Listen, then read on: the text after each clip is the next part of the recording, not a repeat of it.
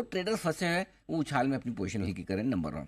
Number 2, अब जो दूसरी चीज़ जो जिसकी मैं बोल रहा हूँ, तीसरा फैक्टर जो काम कर रहा है वो रिटेल लिक्विडिटी का फैक्टर काम कर रहा है। नो डाउट कल इन्वेस्टर्स जो एमफी के डेटा है उसमें एसआईपी चल रही है, वो सब अपनी जगह है। वो दो तरह के रिटेल इन्वेस्टर्स हैं। एक वो है जो म्यूचुअल फंड के जो इन्वेस्टमेंट के तौर पर सिस्टमेटिकली पैसा लगा रहे हैं, वो लगा रहे हैं, वो उनका व्यू 1-2 महीने 3 महीने का नहीं है, 2-3 साल का व्यू है, उन्हें अभी तक कोई समस्या नहीं है। लेकिन जो लोग डायरेक्टली शेयर खरीदते हैं, जिनके पास डिलीवरी है, जो रोज हर वक्त भाव देखते हैं, अब वो भाव देखने वाले जो इन्वेस्टर्स हैं ना, उनमें पैनिक आ रहा है और वो पैनिक में बेच रहे हैं। अब उनसे भाव देखे नहीं जा रहे हैं। फॉर एग्जाम्पल, आपने कोई स्टॉक 150 में लिया, 300 रुपये हो गया, ठीक है, 300 के घट के वो वापस 200 रुपये हो गया, या 175 हो गया, या 150 आ गया, तो अब आपको ये लगेगा अरे पता चला मेरा तो लॉस हो जाएगा, प्रॉफिट तो गया जो गया, अब घर से मेरे पैसे और ना लग जाए। तो अब एक वो डिलीवरी बेच है। दूसरा, अगर किसी की एफएनओ में ट्रेड करने की भी आदत है, प्लस कुछ इन्वेस्टमेंट भी है, अब एफएनओ के ट्रेड में मार्क टू मार्केट लॉस आ रहे हैं, या नुकसान आ रहा है, या पोजीशन कट रही है, तो आपको नुकसान तो भरना है, तो उसके चक्कर में डिलीवरी बिक रही है। तीसरी चीज़ जो सबसे इंपॉर्टेंट है वो समझने वाली कि ऐसा नहीं कि बिकवाली का प्रेशर पहले नहीं था। बिकवाली का प्रेशर पहले कई बार आया इस बुलरन में, और पहले भी आया, अभी भी महीने 1.5 महीने से आ रहा है। लेकिन इस वक्त बिकवाली का दबाव है, साथ में खरीदारी का अभाव। अभी एक्चुअली ये मार्केट ऐसा हो गया ना जिसमें किसी को नहीं लेना। लोकल फंड भी हाथ रोक के धीमे धीमे ले रहे हैं, ठीक है, एफआई तो बेच ही रहे। अब ऊपर से रिटेल की जो बिकवाली आ रही है, जिसे हम एक तरह से बाजार में बड़ा फैक्टर मान रहे हैं, तो ये सारी चीज़ें मिलके थोड़ा सा प्रेशर डाले। मूड किसी का खरीदारी का है नहीं, और सेंटीमेंट बहुत कमज़ोर है।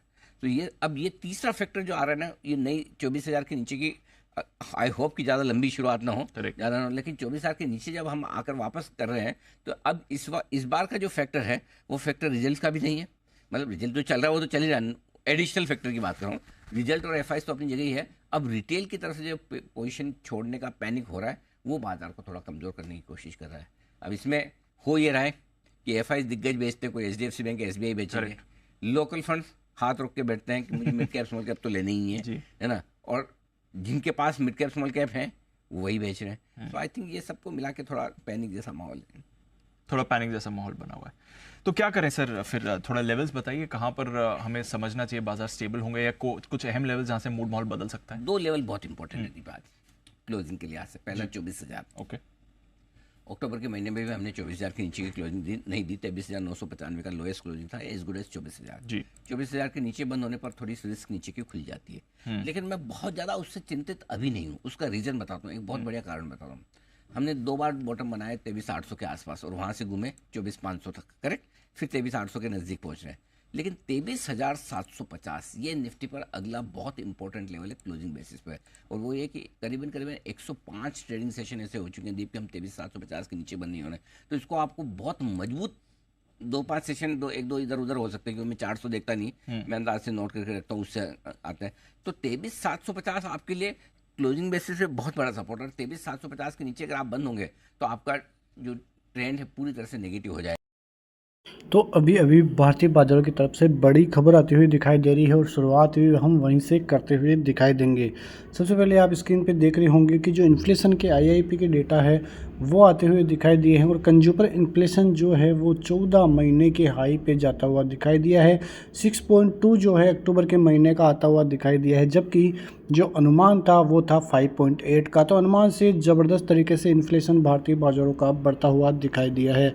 आप यहाँ पे देख सकते हैं कि बिजनेस न्यूज़ लाइव में देख सकते हैं कि India thermal coal import fall at fastest fees in 15 month. तो इसी के कारण महंगाई दर बढ़ती हुई यहाँ पे दिखाई दे रही है। जैसा कि आरबीआई गवर्नर है, उन्होंने भी साफ संकेत दिए थे कि जो महंगाई की दर है वो बढ़ती हुई दिखाई देगी, और इससे भारतीय बाजारों को अक्टूबर का महीना काफ़ी झटका दे सकता है। लेकिन उसके बाद जो है इन्फ्लेशन के आंकड़े सुधरते हुए दिखाई देंगे, और वैसा ही भारतीय बाज़ारों में हो भी रहा है कि जो इन्फ्लेशन के आंकड़े हैं वो ज़बरदस्त तरीके से रेज होते हुए दिखाई दे रहे हैं, और 14 महीनों के हाई पे इन्फ्लेशन के आंकड़े आपको दिखाई दे जाएंगे। आप यहाँ पे स्क्रीन पर भी देख रहे होंगे कि जो इन्फ्लेशन के आंकड़े हैं वो 5.49 पहले के जो मंथ था वहाँ पे आए थे सितंबर के महीने के। अक्टूबर के महीने के जो है अब की बार 6.2 सीधा हुआ है, जबकि एक्सपेक्टेड था 5.8% का। तो इससे भारतीय बाज़ारों को काफ़ी झटका भी लगता हुआ दिखाई दे सकता है, क्योंकि पहले से ही आज भारतीय बाज़ार अहम सपोर्ट जोन तोड़ते हुए दिखाई दिए हैं, जो कि 24,000 का था और फिर से 24,800 की तरफ पहुंचते हुए दिखाई दे रहे हैं। अब कल के लिए बात करें तो यदि 800 और 750 का जोन टूटता है तो वो एक बहुत बड़ा खतरा भारतीय बाज़ारों के लिए होगा। वो सीधा लेकर जाएगा 200 EMA तक भारतीय बाज़ारों को। तो भारतीय बाज़ारों में सतर्क होने की ज़रूरत है, क्योंकि जो आंकड़े भी आ रहे हैं वो पक्ष में नहीं आ रहे हैं। जैसा कि आपने देखा कि भारतीय बाज़ार पहले से ही करेक्शन दिखा चुके थे और आज जिस प्रकार का करेक्शन आया है वो एक श्योरिटी है कि भारतीय बाज़ारों में आने वाले दिनों में भी ज़बरदस्त तरीके से गिरावट का मूड माहौल रह सकता है। तो इसी प्रकार से आप देखोगे तो आपको समझ में भी आ जाएगा। जैसा कि आप देख पा रहे हैं कि निफ्टी जहाँ पे करीब 250 पॉइंट से ज़्यादा की गिरावट देखने को मिली है, लेकिन आप ऊपरी स्तरों से देखोगे तो यही गिरावट आपको 350 पॉइंट की भी देखने को मिलेगी, क्योंकि भारतीय बाज़ारों में सुबह सुबह अच्छी खासी तेज़ी का मूड माहौल था और ऊपरी लेवलों से काफ़ी ज़बरदस्त तरीके से गिरते हुए भी आपको नज़र आए हैं। तो आज भारतीय बाज़ारों में ज़बरदस्त तरीके से फिर से रिटेलर फंसता हुआ दिखाई दिया है। जो रिटेलर उस दिन जब US मार्केट के चुनाव थे और जो राष्ट्रपति जीतने के बाद जो ट्रंप है उनकी जीत हुई थी और उसके बाद ज़बरदस्त तेज़ी भारतीय बाज़ारों में भी थी, तो उस दिन बहुत ज़बरदस्त तरीके से रिटेलर फंसता हुआ दिखाई दिया था और उसके बाद गिरावट आप देख सकते हैं भारतीय बाज़ारों में किस प्रकार से हो रही है। ग्लोबली मूड माहौल पॉजिटिव है, लेकिन उन संकेतों से भारतीय बाज़ारों पर कोई इम्पैक्ट नहीं पड़ रहा है। सबसे बड़ी FIIs की सेलिंग भारतीय बाज़ारों में देखने को मिल रही है। अक्टूबर का महीना भी 1 लाख करोड़ से ऊपर था। नवंबर का महीना अब तक 22 से 23 हज़ार करोड़ हो चुका है और ये महीना भी ज़बरदस्त तरीके से फॉल में ही जाता हुआ दिखाई दे रहा है। तो ये संकेत भारतीय बाज़ारों के लिए काफ़ी नेगेटिव होते हुए और दिखते हुए आपको नज़र आ रहे होंगे। फिलहाल आप यहाँ पर देखोगे तो आपको सारी चीज़ें दिख जाएगी स्क्रीन पर कि सेंसेक्स में करीब 820 पॉइंट की गिरावट, बैंक निफ्टी भी आज लुढ़कता हुआ ही दिखाई दिया है। बैंक निफ्टी की तरफ से HDFC bank, ICICI bank, Kotak bank ऊपरी लेवलों से बहुत ज़बरदस्त तरीके से गिरावट का सामना इन सभी बैंकिंग सेक्टर के शेयरों में देखने को मिला है, क्योंकि ये जो फॉल एक्सपेक्टेड थी वही फॉल भारतीय बाज़ारों में अब देखने को भी मिल रही है। अब ये फॉल कब जाके रुकेगी ये तो पता नहीं, लेकिन फ़िलहाल अनुमान यही था। हम लगातार बातचीत में यही कर रहे थे कि भारतीय बाज़ार 200 EMA तक आ सकता है और वह लगभग उन्हीं रेंज में भारतीय बाज़ार अब आने की कोशिश में भी जुट गया है, जो कि लगभग 400 से 500 जो है 200 एक्सपोनेंशियल मूविंग एवरेज पड़ता है और वहाँ तक बाज़ार आने के पूरे संकेत हैं। इन्फ्लेशन के आंकड़े आ चुके हैं, इंडेक्स जो इंडस्ट्रियल प्रोडक्शन के आंकड़े हैं वो भी जस्ट आने ही वाले हैं और उसके बाद जो है फिर इन्फ्लेशन के अमेरिकी बाज़ारों के आंकड़े भी आएंगे, तो उन पर भी नज़रें कल हमारी रहने वाली है, क्योंकि उनसे ग्लोबली इम्पेक्ट पड़ता हुआ नज़र आएगा।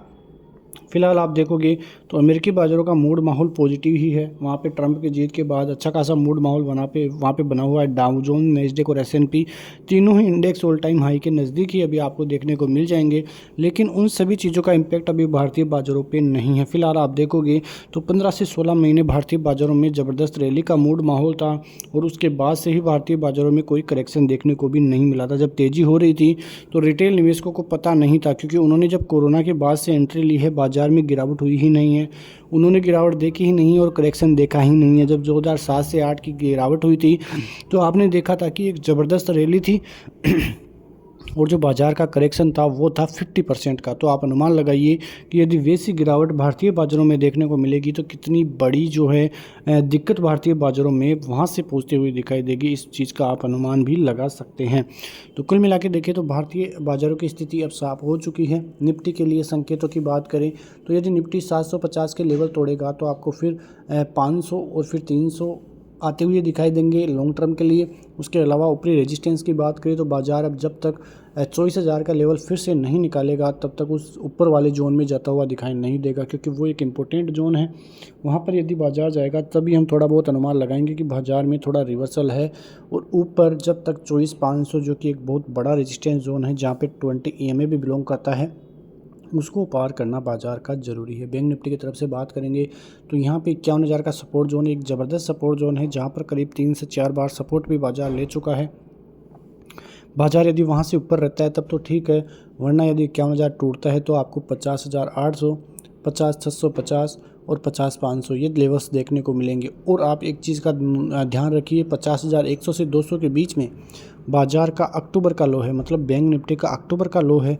और यदि अक्टूबर का लो टूटता है तो आप मानना कि भारतीय बाजारों के लिए काफ़ी बड़ा खतरा बैंक निफ्टी भी देखकर जा सकता है, क्योंकि अक्टूबर का लो अब तक बाजार ने नहीं तोड़ा है।